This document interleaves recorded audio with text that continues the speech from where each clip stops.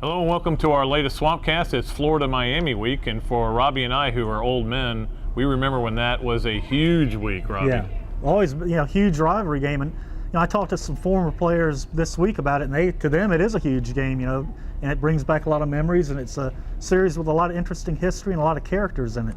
Now, before we get into this week's game, I want to talk to Robbie about some of his favorite memories of Florida-Miami.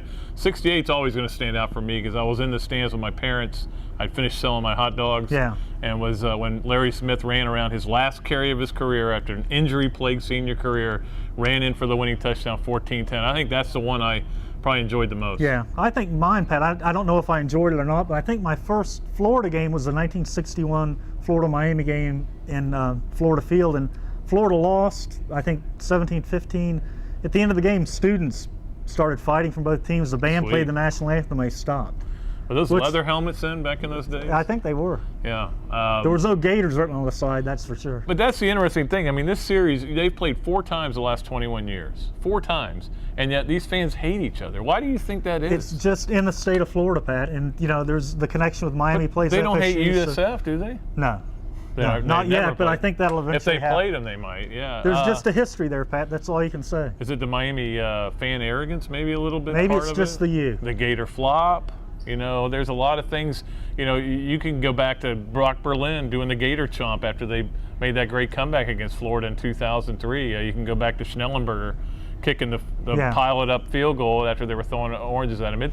I think this rivalry has more venom than any other. I think it does too. And for Miami people, it's the flop, Pat. Yeah. You talk to them, they'll never forget it. They'll never forget. Get over it. Carlos Alvarez said earlier this week, it's Miami's fault that it happened because they were showing no class by not letting Reeves get the ball back. So, you look at it. It depends on who you're pulling for, your perspective on that one. But bad Miami people. I'd say it's just I just right hope everybody get along. Just put your arm around your Kane brother or your Gator sister and get along.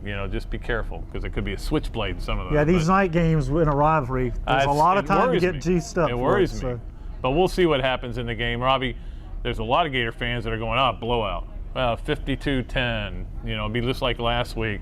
I mean, that Miami team has a lot of skill, a lot of athletes. They're very young, and their quarterback has never started a game, never played in a college football game. There's a lot of reasons to like Florida in this game, but I don't see blowout. I don't see blowout either. I hear a lot of people saying 52, 54.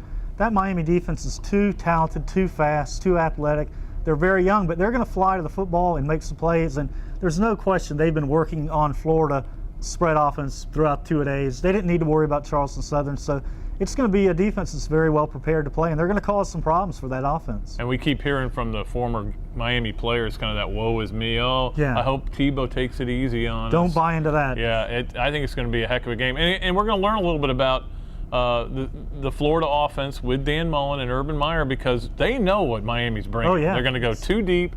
Real aggressive up front. Aggressive, man underneath, 4-man rush, not going to blitz a lot. That's what Miami's always done. So we'll see what kind of game plan they have for it. The one thing is, Robbie, and I wrote about this week, leadership, you're going to find out a lot about whether it's true or not in this game. I mean, we talked about it all summer. This team's more together. Yeah. We'll find out because Florida's still the better team. They're 21-point favorites. They're at home.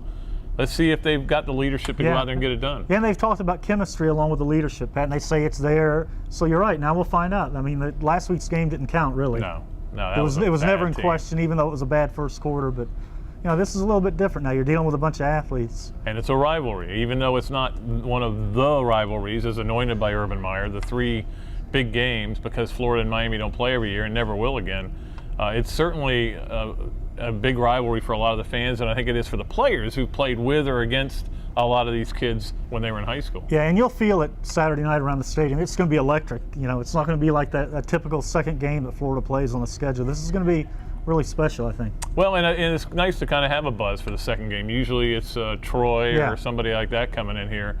But, it does remind me, Rob, we were talking about this earlier, a lot of the 2003 game in reverse. That was a 3rd-ranked Miami. Florida was ranked 21st. Miami was a heavy favorite. Florida, Ron Zook was in his second job. People weren't sure about him. Shannon's in his second season. People aren't sure about him.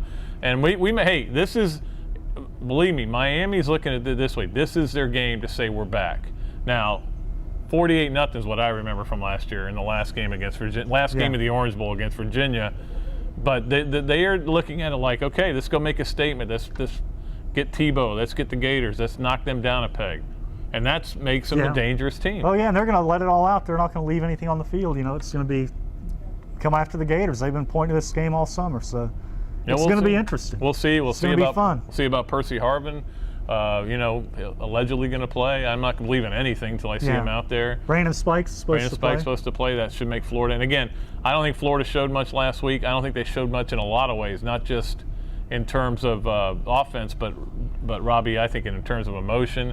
I mean, that game was just kind of get it over with. Yeah, I mean, the offense didn't even revolve around Tim Tebow, the best player in college football, so obviously that isn't the way it's going to be the rest of the way. Which I thought was smart, but I got a feeling on Saturday night, 3rd and 1, first series, Timmy's cutting it loose. Timmy up the middle. So we'll see if that's what happens. Should be a lot of fun Saturday night. Looking forward to it. I know everybody out there is. We'll be back after the game, probably about 6 in the morning, maybe around then. Somewhere there. And we'll be doing another Swampcast for you to wrap up Florida versus Miami. Until then, Pat Dooley of the Gainesville Sun, Robbie Andreu of the Gainesville Sun. That's him. So long from the Sunshine State.